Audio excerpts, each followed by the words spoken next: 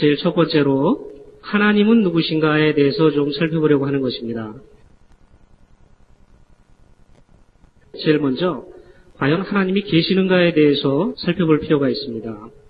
물론 제가 여기서 보여드릴 수 있는 것은 극히 일부분입니다. 그러나 이 일부분이 여러분들에게 도움이 되셔서 과연 참 하나님께서 살아계신다는 확신을 가지시는 계기가 됐으면 좋겠습니다.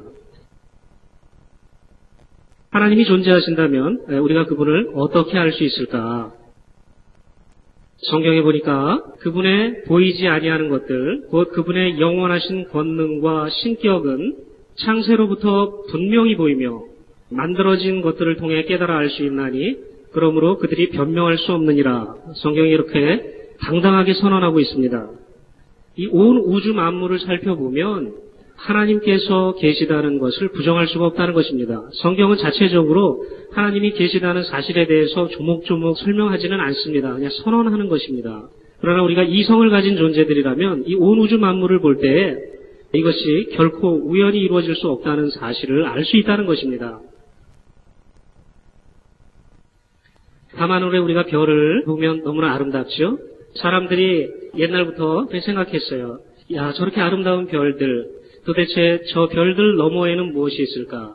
이것에 대해서 궁금해했습니다. 그런데 이제 과학이 발전하면서 사람들이 망원경이라는 것을 발명해냈습니다. 그것의 성능이 점점 좋아져서 이제는 이 지구 내에서 밖을 보게 되면 대기권 때문에 잘 안 보이니까 이 지구 밖에, 대기권 밖에 거대한 망원경을 쏘아 올려서 그래서 우주를 살펴보고자 했습니다. 이 허블 망원경입니다. 그래서 그 망원경으로 우리가 눈으로 보았던 그 별들을 다시 한번 관찰했더니 맨눈으로는 볼 수 없었던 희한한 것들이 나타나기 시작했습니다. 어떤 것은 소용돌이 모양으로 생겼고 어떤 것은 비행접시처럼 그렇게 생겼습니다. 좀 더 가까이 봤더니 이렇게 아름다운 것들이 나타나기 시작했습니다. 이것은 각도를 좀 달리해서 본 것들입니다. 이러한 것들을 은하다, 은하계다 이렇게 과학자들이 부릅니다. 이러한 은하들의 종류가 여러 종류가 있습니다. 이 은하가 나선 은하라고 명명되는 것인데 이중 나선 팔이 이렇게 빙빙 돌아서 밖으로 나간다 그래서 나선 은하인데 아마 우리 태양계와 지구도 이러한 모양의 은하계의 가장자리에 있을 것이다. 이렇게 과학자들이 추측하고 있습니다. 이 은하계의 한 부분에 태양계가 있고 그 태양계 안에 우리 지구가 이렇게 속해 있습니다. 다른 모든 별들에 비해서 이 지구는 참 아름답게 생겼습니다. 이 지구를 좀 가까이 가서 봤더니 이제 구름이 덮여 있습니다. 이건 특별히 구름 중에서도 지금 태풍입니다. 그리고 태풍의 눈이 여기 보이죠? 그 구름 아래로 들어가 봤더니 참 아름다운 자연이 있고 온갖 아름다운 새들과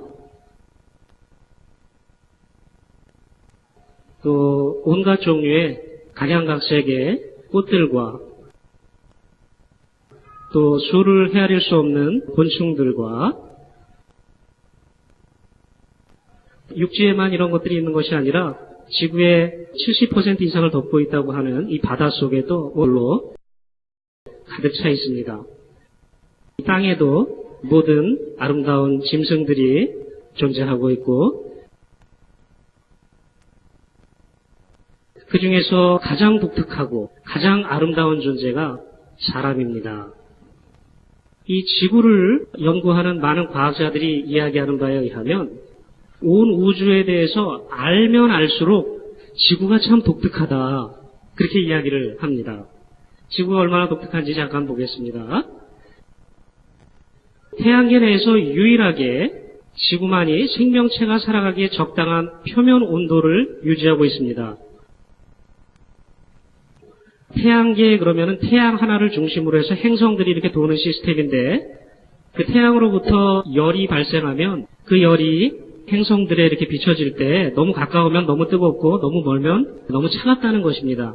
근데 여기 지금 태양을 기점으로 해서 수, 금, 지, 화, 목토, 천의 명이 있는데 태양과 더 가까이 있는 수성이나 금성은 온도가 너무 뜨거워서 생명체가 살 수가 없습니다. 태양보다 조금만 멀어지면 화성 같은 경우에도 마이너스 50도입니다. 되게 멀리 있는 해왕성은 마이너스 200도입니다.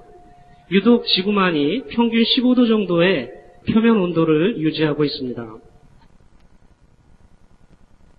지구가 태양으로부터 조금만 더 멀어지거나 조금만 더 가까워져도 지구상에는 생명체가 살 수가 없습니다.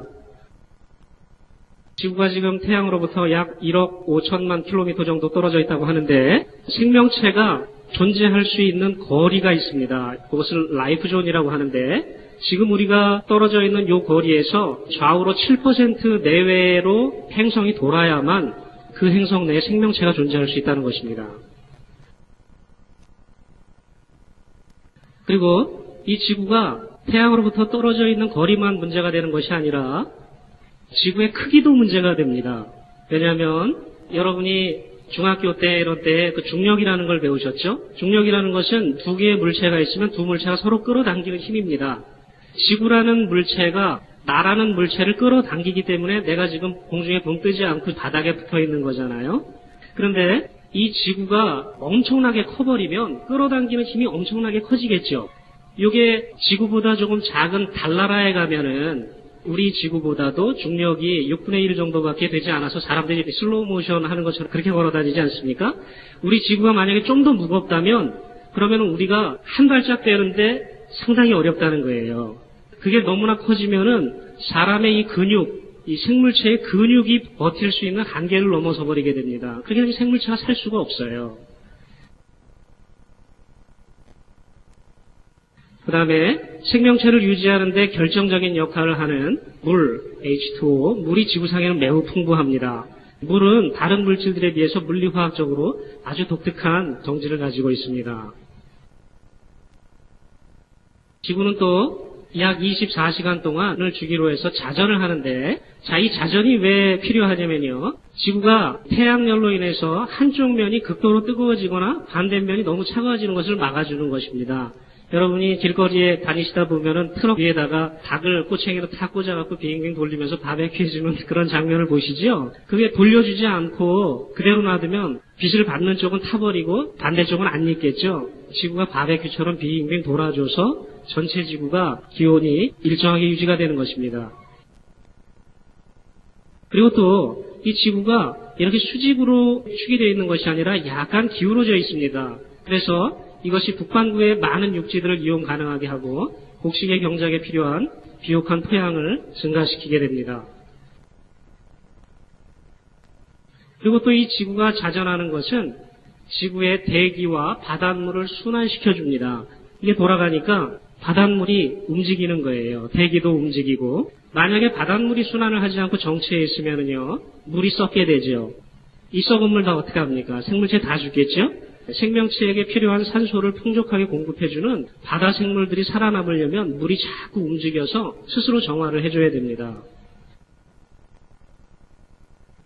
그 다음에 태양과 달의 인력 때문에 생기는 조수현상, 그 밀물과 썰물, 이것은 전 세계의 바다와 해안을 자동적으로 깨끗하게 청소해주는 역할을 하게 됩니다. 그 밀물과 썰물이 해안을 청소해준다는 거예요. 이거 여러분과 제가 일일이 그 빗자루하고 마대하고 들고 이거 해안 청소하려면 얼마나 힘들겠습니까? 오토매틱하게 이게 그렇게 되고 있습니다. 사과의 껍질처럼 지구를 싸고 있는 얇은 기체막인 대기는 생물의 호흡에 필요한 산소를 순환시켜주고 지표면의 온도를 적당하게 유지시키고 우주에서 날아오는 유성과 태양의 자외선을 막아주게 됩니다. 저런 거 없으면 여러분과 제가 사는 집에 갑자기 돌덩어리가 툭툭툭 떨어지고 막 이렇게 되는 거예요. 그 다음에 지구는 하나의 거대한 자석 덩어리입니다. 그래서 이게 자기장을 이렇게 형성해 주는데 지구 주위에 형성되는 자기장, 이 자기장이 뭘 하는 거냐면 우주에서 들어오는 유해한 입자들과 고주파 우주 방사선을 이렇게 비껴가도록 보호막 역할을 해준다는 것입니다. 그리고 또 세포들 간의 의사소통이 가능하도록 해주고 생물들이 방향을 알 수 있도록 도와주는 것입니다. 철새들이 정확하게 집을 찾아가고 이런 것들이 가능해지는 것입니다. 자, 이제 조금 과학 시간 같았는데요. 자, 그럼 어째서 이렇게 지구가 독특할까요? 여러분은 정말로 이것이 그저 우연의 일치라고 그렇게 생각이 되십니까? 아직까지 우리 과학이 이렇게 많이 발전했어도 이런 지구와 같은 행성을 아직까지 발견을 못했습니다. 많은 사람들이 이 우주가 어떻게 생겼느냐에 대해서 두 가지 입장으로 나눠집니다. 첫 번째는 우주는 자기조작적이다. 즉 스스로 자연적으로 알아서 생겼다는 것입니다. 그리고 알아서 돌아간다는 거예요. 그와 반면에 나머지 사람들은 어떻게 생각하냐면 우주라는 것은 지능을 가진 존재에 의해서 창조됐다. 이렇게 믿고 있습니다. 지구가 매우 독특할 뿐만 아니라 지구상에 있는 여러 가지 현상들, 이 온 우주가 대단히 수학적으로 되어 있다는 것입니다. 잠깐 보시겠습니다. 해바라기 씨들이 이렇게 있습니다. 여러분이 해바라기 씨를 먹고 이러는 것은 해보셨을지 몰라도 여러분 중에 혹시 나선 모양으로 돌아가는 이게 몇 줄 돌아가나를 혹시 세본 분이 있습니까? 자, 요렇게 빨간 선 쪽으로 돌아가는 그런 나선이 있고요. 또 보니까는 요렇게 흰선 방향으로 돌아가는 나선으로 두 방향이 있다는 것입니다. 이걸 세봤더니 빨간 쪽으로는 55회가 돌아가고 흰 쪽으로는 89회가 돌아가더라는 것이에요. 이 숫자를 좀 잘 기억해 보세요. 55와 89. 조금 크기가 작은 해바라기의 경우에는 숫자가 좀 다릅니다. 보니까 이 방향이 21개, 그 다음에 반대 방향이 34개, 21과 34. 그런데 이게 해바라기 씨에서만 발견되는 것이 아니라 이 솔방울에서부터 파인애플에 이르기까지 이렇게 돌아가는 나선의 개수에 상당히 일정한 규칙이 있다는 거예요. 마구잡이로 돌아가지 않는다는 거예요. 그래서 자연이 좋아하는 숫자가 있다. 과학자들이 이렇게 얘기를 합니다. 자, 이 숫자를 이야기하기에 앞서서 토끼 얘기를 한번 해보겠습니다. 12세기경에 이탈리아의 수학자였던 피보나치라는 사람이 있었습니다. 이 사람은 실용적인 수학에 관심이 많았어요. 한 쌍의 새끼 토끼가 메일, 피메일의 한 쌍의 새끼 토끼가 태어났어요. 근데 이 새끼 토끼가 2달이면은 성인이 되면서 새끼를 낳을 수가 있어요. 한 쌍을. 자, 요랬을 때 시간이 지나면서 이게 얼마나 불어날까 이게 궁금해졌어요. 이 사람이. 계산을 해봤어요.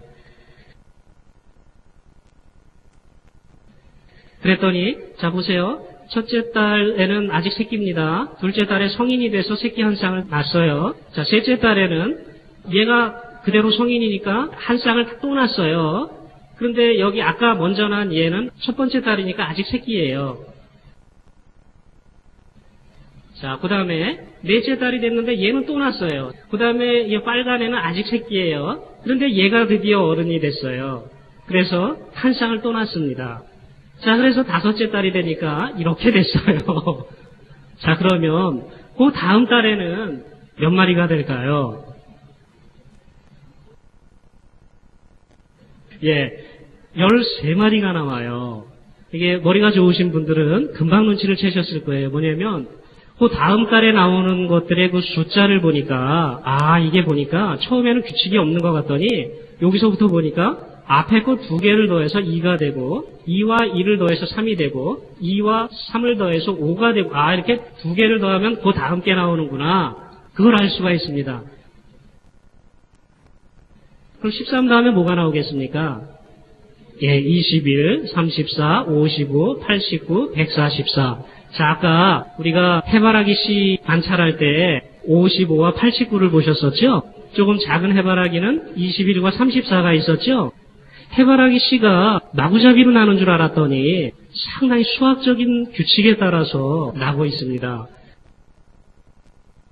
이러한 일련의 숫자의 무리를 수열이다 이렇게 부르는데 특별히 이러한 수열을 이 사람의 이름을 따서 피보나치 수열이다 이렇게 부르고 있습니다. 이 피보나치 수열은 우리 주위에서 상당히 흔하게 발견할 수가 있습니다. 피아노가 있는데요.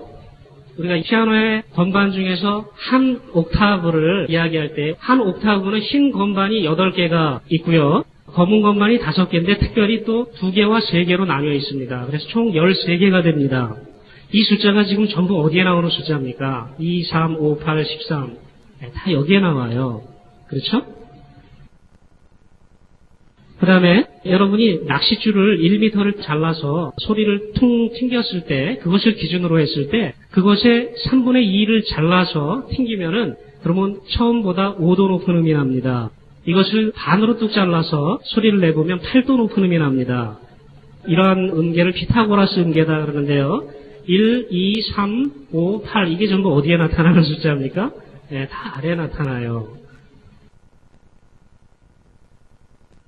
여러분들이 꽃잎을 자세히 관찰해 보시면요. 꽃잎의 잎사귀의 수를 좀 이렇게 유심히 관찰해 보시면 상당히 많은 부분, 이건 100%는 아닙니다. 모든 꽃잎이 다 이 규칙을 따르지는 않습니다. 그러나 상당히 많은 부분에서 그 꽃잎의 수가 5개든지 8개든지 21개든지 34개든지 55개든지 이런 식의 숫자들이 나타나는 것을 여러분들이 볼 수가 있습니다.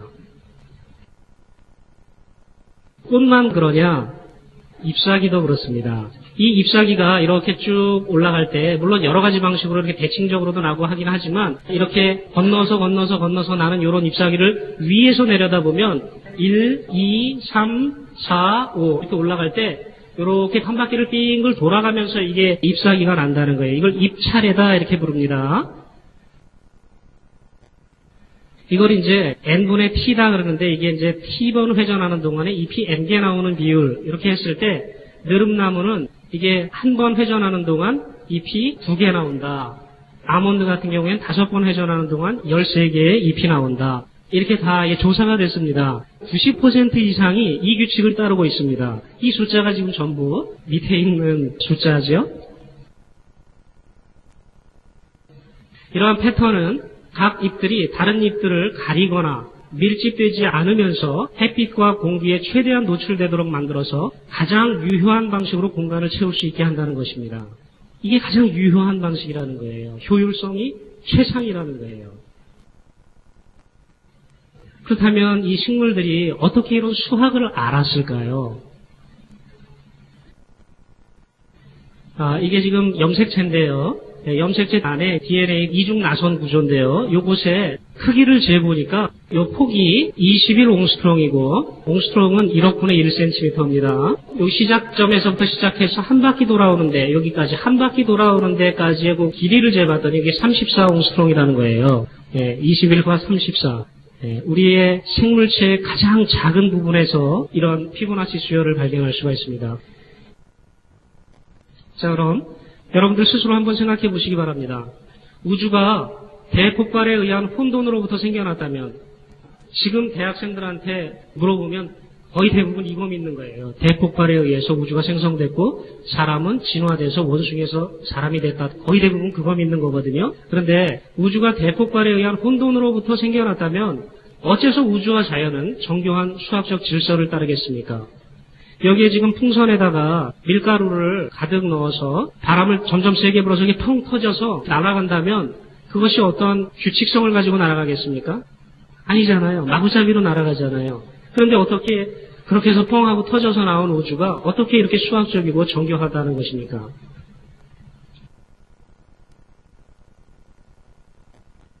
이 피보나치 수열의 또 한 가지 흥미로운 점은 뭐냐면요.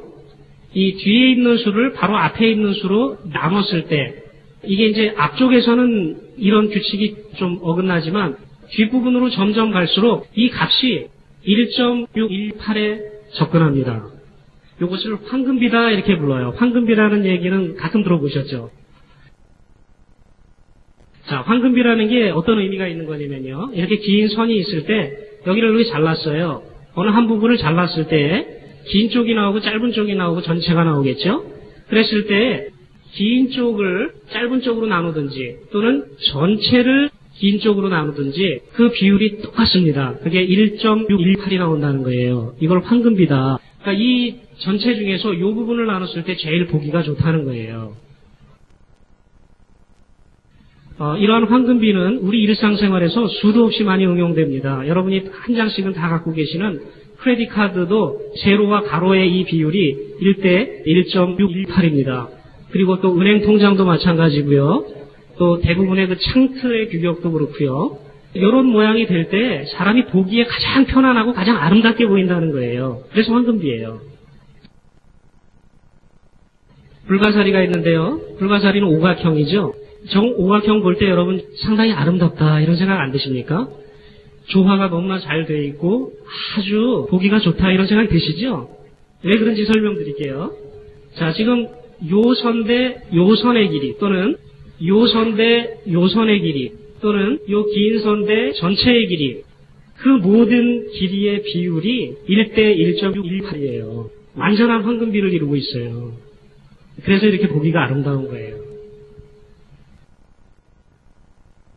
레오나르도 다빈치가 인체의 비례를 연구했다 그러는데 손을 가장 긴 손가락을 머리 정수리 끝까지 올리고 발을 이렇게 이제 벌렸을 때 나타나는 요 원의 면적과 팔을 전체 벌렸을 때 하고 요 신장이 지금 길이가 똑같다고 하는데 정사각형의 면적이 거의 똑같다는 거예요. 그 인체를 비율을 보면요. 이게 더 아주 희한하게 되어 있습니다. 지금 여기 제가 파란 선과 빨간 선으로 이렇게 표시해 놓은 이 모든 길이, 이 길이의 비율이 1대 1.6에 가깝다는 거예요. 그래서 이런 균형이 잘 잡힌 사람은 보기에도 아름다운 거예요. 물론 머리는 전체 길이의 8분의 1이에요. 8등신이라 그러죠. 이런 비율을 전체를 유지할 때 가장 아름답다는 거예요. 손가락이 있는데요. 몸뿐만 아니라 이 손가락의 비율도 여기 보니까 첫 마디, 둘째 마디, 셋째 마디, 이제 여기서부터 이렇게 되는 넷째 마디 이렇게 있을 때 이것의 비율이 손가락 아름다운 사람 이걸 재보면 2대 3대 5대 8이라는 것입니다. 이렇게 될 때 손가락이 참 아름답게 보이는 것입니다.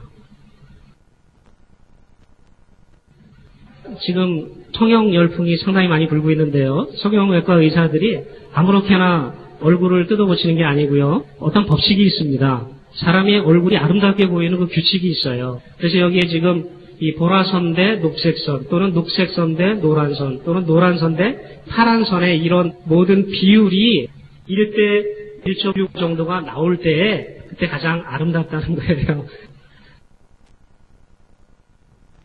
자, 피보나치 수열의 또 한 가지 흥미로운 점이 뭐냐면요.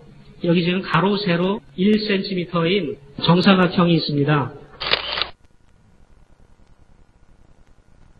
그 옆에다가 똑같은 정사각형 하나를 더 붙였어요. 그 다음에 위쪽에다가 정사각형을 붙이려다 보니까 1cm, 1cm니까 2cm가 되겠죠. 가로 세로 2cm인 정사각형 되겠죠. 그 다음에는 3cm짜리를 붙였어요. 그 다음에는 5cm짜리 붙였어요. 그 다음엔 8cm짜리 붙였어요. 그 다음에 몇 cm짜리 붙습니까? 하나, 둘, 세 개 더해서 13짜리 붙었어요. 21짜리가 붙었습니다. 자, 그래서 이것을 요 맨 안쪽에 있던 정사각형에서부터 시작해서 반호를 이렇게 긋습니다. 이렇게 그려 나오면 이런 나선 모양이 나오게 됩니다. 상당히 아름답죠? 이 나선이 우리가 자연에서 어디에서 발견할 수 있냐면요. 앵무조개의 형태에서 그대로 이걸 발견할 수 있고 상당히 많은 조개들도 이러한 패턴을 따르고 있습니다. 해마의 꼬리에서도 이런 나선 구조가 발견됩니다. 아까 우리가 처음에 봤던 태풍의 이중 나선팔의 모양도 이러한 구조를 가지고 있고 이 우주의 은하의 이 이중 나선팔이 이러한 구조를 가지고 있습니다. 자, 그러면 우리의 이 몸속의 가장 작은 DNA부터 시작해서 사람이 발견할 수 있는 가장 큰 단위인 우주에 이르기까지 어떻게 이렇게 이 모든 것이 정교한 수학 규칙을 따르고 있을까요? 그것도 한 가지 공통된 수열을 따르는 그런 규칙을 가지고 있을까요? 이 모든 것이 여러분들 생각할 때는 정말로 이게 다 우연이라고 생각하십니까? 폴 데이비스라는 천체물리학자가 이런 말을 했습니다. 저 멀리 있는 은하계들로부터 가장 작은 원자에 이르기까지 이 우주 안에서 보이는 모든 곳에서 우리는 어떤 질서를 만나게 된다. 물리학의 방정식들은 그 안에 믿을 수 없을 정도의 간단함과 우아함 그리고 아름다움을 가지고 있다. 이것은 그 자체로서 이 우주와 이들 법칙들의 근거가 되는 하나님이 반드시 존재한다는 사실을 내게 증명해 주는데 부족함이 없다. 이 사람 예수님 믿는 사람 아닙니다. 이렇게 얘기를 했어요. 맥스 플랑크라는 사람이 있습니다. 이 과학을 공부하는 사람들에게 있어서 이 플랑크라는 이름은 너무나 친숙한 이름인데요. 플랑크 상수라는 거 많이 들어보셨죠? 이 사람이 이렇게 얘기했습니다. 자연의 무한한 영역에 대해 과학적으로 정확히 조사된 모든 것들에 의하면 우리의 작은 행성에는 사람의 정신과는 독립되어진 어떤 질서가 있다는 것으로 모든 것들을 요약해서 말할 수 있다. 아직까지 우리의 감각을 통하여 확인할 수 있는 한에 있어서 이 질서는 어떤 목적을 이루기 위해서 설정되어 있는 것 같다. 우주에는 어떤 지적인 질서, 인텔리전트 오더가 있다. 그러한 증거들이 있다. 이렇게 최고의 과학자들이 이야기하고 있습니다. 또 다른 사람은 우연과 진화에 의해서 이 우주가 생겨났다는 믿음에 기반을 두고 있는 생명의 기원에 관한 현대의 시나리오는 마치 토네이도가 보잉 항공사의 한 고물 창고를 휩쓸고 지나갈 때 우연히 747 비행기가 탄생하는 것과 다를 바가 없다고 이야기했습니다. 아까 저한테 물 갖다 준 자매, 제가 그 자매님과 처음에 성경 공부를 하는데 이 우주가 과연 진화에 의해서 생길 수 있는가를 설명하면서 제가 시계 얘기를 했어요. 그래서 시계 부품을 다 빼가지고 큰 그릇에 넣고 이거를 흔들면 한 100년 지나면 시계가 나옵니까? 그랬더니 우리 자매님이 뭐라 그러신지 알아요? 제가 들은 대답 중에 제일 명답이었어요. 다 망가지죠? 다 망가지죠? 얼마나 명쾌한 대답입니까? 다 망가지죠? 그렇죠? 이 모든 부품들을 가만히 놔두든지 아니면 흔들든지 했는데 그것이 정교한 시계가 되고 컴퓨터가 되고 이런 것이 돼서 나온다는 것은 대단한 믿음이 필요한 거예요. 그거. 다 망가지는 겁니다. 그래서 성경에서 이렇게 말씀하십니다. 너희는 눈을 높이 들어 누가 이것들을 창조하였나 보라. 그분께서 수효대로 그것들의 군대를 이끌어내시고 자신의 크신 능력으로 그것들 모두를 이름대로 부르시나니 그분의 권능이 강함으로 하나도 빠지지 아니하느니라. 성경이 하나님을 알만한 것이 창조물들 속에 분명히 드러나 있다. 하나님께서 그것을 그들에게 보이셨다. 이렇게 설명하고 있습니다. 집마다 지은 자가 있으되 모든 것을 지으신 이는 하나님이시니라. 성경이 이렇게 선언하고 있습니다. 자, 그럼 이제 하나님은 어떤 방식으로 존재하시는지를 잠깐 살펴보도록 하겠습니다. 하나님은 도대체 어떤 방식으로 존재하시는가? 성경에 보니까 하늘에 증언하는 세 분이 계시니 곧 아버지와 말씀과 성령님이시라. 또 이 세 분은 하나이시니라. 이런 구절이 있습니다. 여기 아버지 할 때 F가 대문자로 쓰여서 이게 하나님 아버지를 의미하는 거고요. 이게 말씀할 때 이 워드의 W가 대문자로 쓰여서 인격화된 것입니다. 그래서 성경 다른 곳을 찾아보니까 이 말씀이 바로 예수 그리스도를 지칭하고 있습니다. 그래서 아버지 하나님과 예수 그리스도와 성령님 이 세 분이 계신데 명백하게 독립된 세 인격체가 계신데 이 세 분은 하나다 이렇게 말씀하고 있습니다. 자, 셋이면서 동시에 하나다.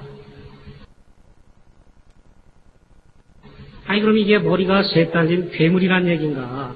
아니면 한 사람이 세 가지 역할을 이렇게도 나타났다 저렇게도 나타났다 옷을 갈아입고 나타나는 것인가? 이것 때문에 2000년 내내 신학자들이 싸웠습니다. 그러나 이것은 결론이 날 수가 없는 것이에요. 왜? 이해가 안 가는 거거든요. 이해가 안 가는 거예요. 이해가. 만년 동안 연구해도 이건 이해는 안 가는 거예요. 하나님이 하나이신데 근데 지금 아버지와 아들과 성령이 계시고 이 세 분이 지금 하나라는 거예요. 이게 어떻게 이해가 갈 수 있습니까? 여러분 이해가십니까? 저는 안 가요. 네. 단지 우리는 받아들이는 거예요. 자, 그럼 여러분이 이렇게 생각할 수 있어요. 아니 합리적인 사람이 대학 교육도 받고 그랬다는 사람이 이렇게 이해도 안 가면서 받아들이냐. 제가 한 가지 예를 좀 들어드리겠습니다. 옛날 사람들이 이 빛 있죠? 지금 여기 형광등에서도 빛이 나오고 태양에서도 빛이 나오잖아요. 이 빛에 대해서 이제 많은 연구를 했는데, 이 빛에 두 가지 성질이 있다는 것을 알게 됐어요. 첫 번째 성질은 뭐냐면요. 우리가 알다시피, 우리가 자연에서 볼 수 있듯이, 빛은 이렇게 두 개의 막을 세워놓고 작은 구멍을 이렇게 두 개를 뚫어놓은 요 막을 통과시키면은 그럼 빛이 이렇게 발산되면서 요 구멍을 통과해서 만약에 빛이 알갱이로 된 입자라면 이게 어떻게 됩니까? 여기서 발사됐을 때 요 구멍을 통과해서 여기 와서 하나 박히고 요 구멍을 통과해서 여기 와서 하나 박히고 그렇게 해야 되잖아요. 근데 그렇게 되지 않고 이게 사방으로 퍼져서 동심원을 이루면서 퍼져서 요 구멍에 와서는 또다시 동심원을 이루어서 결국은 이 벽에 와서는 어떤 것은 겹쳐지면서 중첩되면서 이런 상이 맺히는 것을 볼 때 빛은 명백하게 파동이라는 거예요. 그런데 여기에 알루미늄 박이라고 생각할 때 알루미늄 박에 이게 점점 쪼개고 들어가서 이게 하나의 원자들이라고 생각해 보십시다. 그랬을 때 외부에서 어떤 원자 하나를 이쪽을 향해서 세게 총 쏘듯이 탕 쐈어요. 그랬더니 얘가 당구공처럼 각도가 이렇게 맞으면서 이렇게 튀어나가고 얘는 이리 날아가더라는 거예요. 이것을 볼 때 이 빛은 이게 지금 빛 알갱이입니다. 빛 알갱이. 이 빛은 분명히 입자예요. 그렇죠? 물질이란 말이에요. 입자예요. 그러면 빛이 입자입니까? 파동입니까? 이걸 가지고 과학자들이 되게 오랫동안 싸웠어요. 물리학자들이. 빛은 입자다, 아니다, 빛은 파동이다 해갖고 과학자들도 이해가 안 갔거든요. 되게 많이 싸우다가 요즘은 이제 물질파다 이렇게 이야기하면서 이 두 가지를 다 그냥 받아들이게 됐어요. 이거 이해가 가서 받아들이는 거 아니에요. 저도 이해가 안 가고. 그렇잖아요. 어떻게 물질이면서 물질이 아닐 수가 있습니까, 동시에.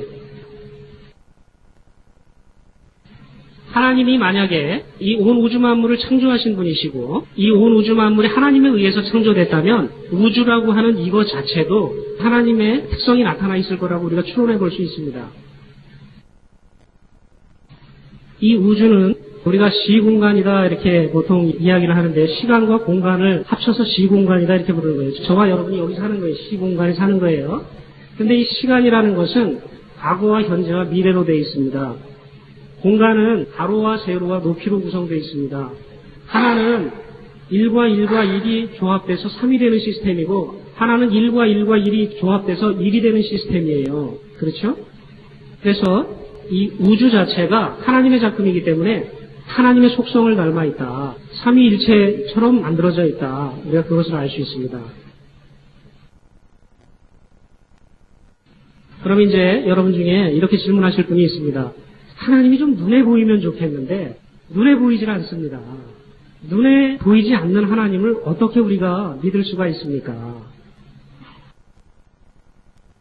여기에 프리즘이 있고 프리즘을 통과해서 이렇게 빛이 빨주노초 파남보의 7빛깔 무지개로 보여지는 것을 알 수가 있습니다. 그런데 우리가 빛이다 이렇게 이야기할 때 우리는 이것만 빛인 것으로 생각하지만 과학적으로 이야기할 때는요, 빛은 전자기파입니다. 이 전자기파가 파장이 긴 것이 있고 짧은 것이 있어요. 파장이 긴 것들은 인프라레드, 또 마이크로웨이브, 라디오웨이브 그래가지고 이게 점점 커지는 것이고 작아지는 것은 엑스레이, 감마레이 이렇게 돼서 이거 전체가 지금 다 빛이에요. 전자기파. 이게 다 빛이에요. 그런데 우리 눈에 여러분과 저희 망막에 맺힐 수 있는 그 파장대는 어디냐면 여기라는 거예요, 요거. 그래서 이걸 가시광선이다 이렇게 부르는 거예요. 이 가시광선만 빛 중에서 우리가 볼 수가 있어요. 그러면 여러분 생각해 보세요. 아이, 엑스레이가 난 눈에 안 보여서 엑스레이라는 거는 나는 존재 자체를 믿질 않아.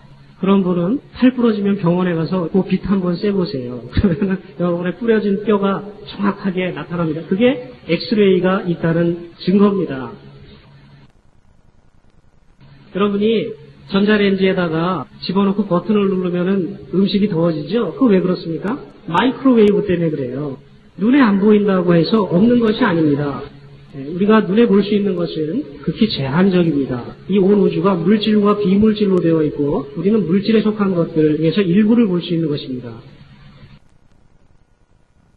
여기 보니까 성경에 하나님은 영이시니 God is a spirit. 하나님은 영이시다 이렇게.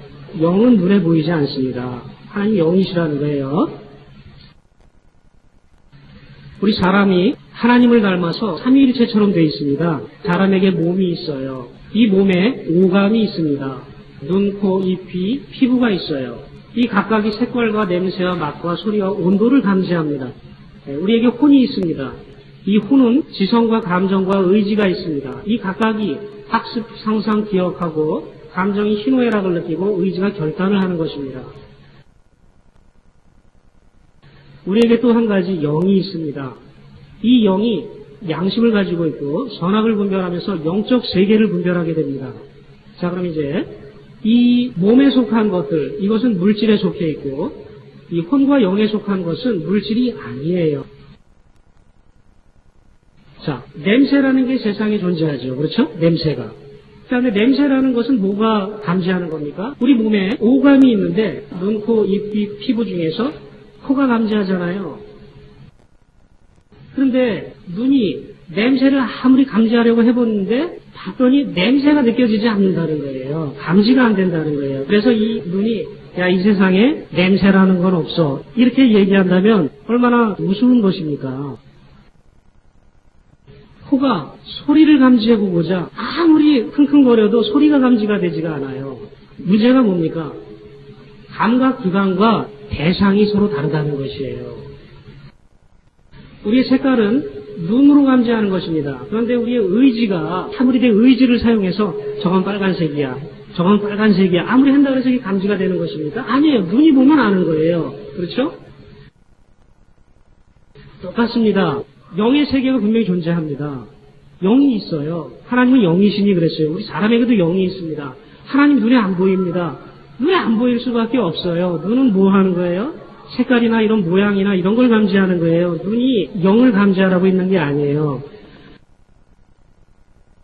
우리의 의지가 하나님은 계실 거야, 하나님은 계실 거야 이런다고 있는 거 아니에요.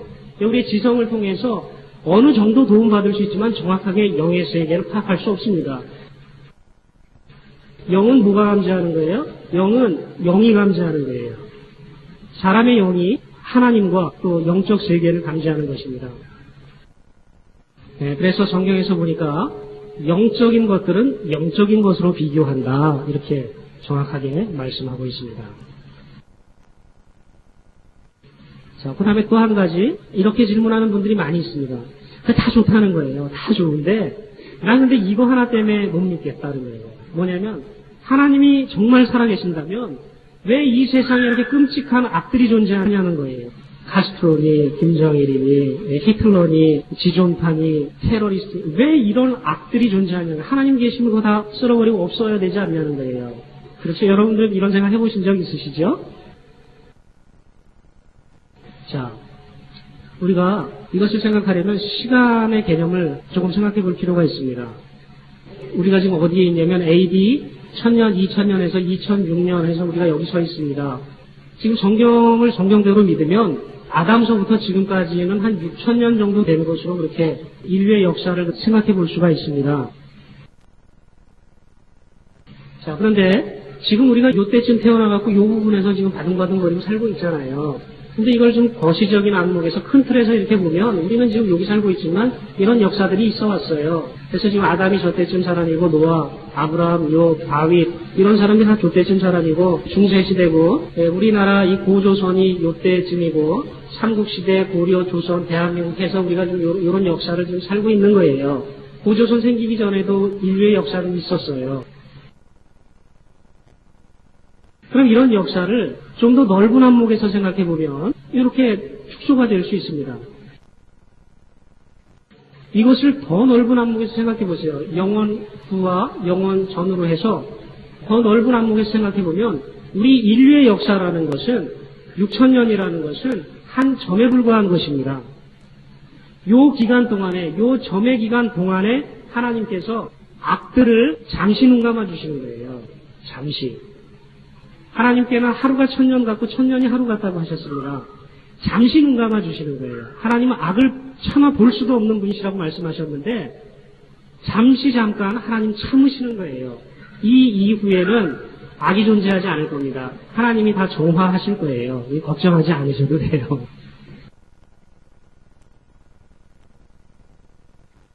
성경에 시편 14편 1편에 보니까 어리석은 자가 마음속으로 이르기를 하나님은 없다 하였도다 이렇게 말씀하고 있습니다. 이 구절을 보니까 하나님을 인정하는 주체는 이성, 머리가 아니에요. 마음속으로 이르기를 이랬죠?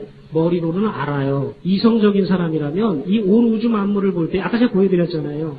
온 우주 만물을 볼 때 이게 도저히 그냥 생길 수 없다는 거 알아요. 머리로 아는데 그 마음에 하나님 두기를 싫어하는 거예요. 하나님은 없다. 우리의 혼이 거부하는 것입니다. 지능이 매우 높아도 IQ 200이 되어도 어리석을 수 있습니다. 그래서 성경에서 어리석다고 하는 것은 지정의의 부정적인 도움으로 마음과 양심이 영의 세계를 거부하게 된 상태입니다. 환경과 교육이 다 이렇게 만든 거예요. 옛날 사람들은 거의 대부분 하나님의 존재를 인정했습니다. 근데 진화론이 등장하고 이런 것들이 등장하면서 현대인들이 되면 될수록 지금 교육을 많이 받으면 받을수록 어설프게 아는 사람들이 하나님을 거부하게 되는 거예요. 이런 사람들을 성경은 어리석다고 합니다. 사악한 자는 자기 얼굴의 교만으로 인하여 하나님을 찾지 아니하리니 그의 모든 생각 속에는 하나님이 없나이다. 네, 교만 때문에 그렇습니다. 창조주 앞에 피조물이 교만하게 되면 하나님 없다고 하는 것입니다. 블레이즈 파스칼이라는 사람 들어보셨을 겁니다. 천재 철학자고 과학자고 수학자입니다. 이 사람만큼 머리가 좋은 사람도 드물 거예요. 이 파스칼이 탕세라는 책에서 이렇게 이야기했습니다. 이성의 최후의 일본은 생각하고 또 생각하고 이성의 모든 것을 다 활용해서 생각하고 나서 그 다음 건 한 발짝을 내딛는 이성의 최후의 일본은 이성을 초월한 사물이 무수히 있다는 것을 인정하는 것이다. 만일 그것을 인정하지 않는다면 이성은 연약한 것에 불과하다. 이렇게 이야기했습니다. 우리에게 의심해야 될 것이 있습니다. 의심할 것은 의심하고 확신해야 할 것은 확신하고 복종해야 할 것은 복종할 줄 알아야 한다. 그렇게 하지 않는 사람은 이성의 힘을 이해하지 못하고 있는 것이다. 이 세 가지 원칙에서 벗어나는 일들을 하는 사람이 있다. 그리고 이들은 논증이 무엇인지도 모르고 무엇이나 논증할 수 있는 것으로 확신하거나 복종해야 할 경우를 모르고 모든 것을 의심하거나 무엇을 비판해야 할지 모르고 모든 것에 복종하기도 한다. 성경에 보니까 믿음을 통해 우리는 세상들이 하나님의 말씀으로 지어진 줄을 깨닫나니 우리가 깨닫는 것은 이성도 우리에게 도움을 줄 수 있지만 그러나 가장 확실한 것은 믿음입니다. 믿음을 통해서 우리는 깨닫습니다. 그런즉 보이는 것들은 나타나 보이는 것들로 만들어지지 아니하였느니라. 자, 잠깐 좀 정리해 보겠습니다. 창조자 하나님이 계십니다. 우주와 자연이 그것을 증거하고 있습니다. 하나님은 모든 만물을 있게 한 제1원인자이십니다. 그분은 영원하시고 그분은 무한하십니다. 하나님의 창조는 수학적으로 매우 아름답고 정교합니다. 세상은 보이는 것, 즉 물질과 보이지 않는 것, 비물질로 되어 있습니다. 하나님은 물질이 아니라 비물질이십니다. 영이십니다. 영이신 하나님은 오감이 감지하는 것이 아니라 우리의 영으로 감지합니다. 하나님은 삼위일체로 존재하시는데 우리가 이거 이해가 잘 안 갑니다. 그러나 그러한 증거들을 이 우주에서도 볼 수 있고 과학자들도 이해가 안 가지만 받아들이는 것들이 있습니다. 삼위일체 하나님이 만드신 우주와 사람도 삼위일체적입니다. 삼위일체는 이성으로 이해할 수 없으나 하나님이 창조하신 자연 속에서 유사한 예들을 발견할 수 있습니다. 거룩하고 완전하신 하나님께서 이 세상의 악을 잠깐 동안 참고 계시지만 그러나 영원히 참지 않으실 것입니다. 우리는 자연의 증거와 양심의 증거와 믿음을 통해 하나님이 계신 것과 세상이 그분에 의해 창조됐다는 사실을 분명히 알 수가 있습니다. 자, 이 아름다운 방갈로가 이렇게 바닷가에 이렇게 있습니다. 얼마 전에 쓰나미라는 것이 나서 지진 해일이 나서 동남아시아를 강타했는데요. 이것이 쓰나미가 한번 확 불었더니 이런 게 생겼습니다. 희한하죠? 쓰나미가 한번 확 불고 갔더니 이런 게 생겼어요. 이거 믿을 분 하나도 없죠? 똑같습니다. 성경에서 집마다 지은 자가 있으되 모든 것을 지으신 이는 하나님이시다 이렇게 선언하고 있습니다.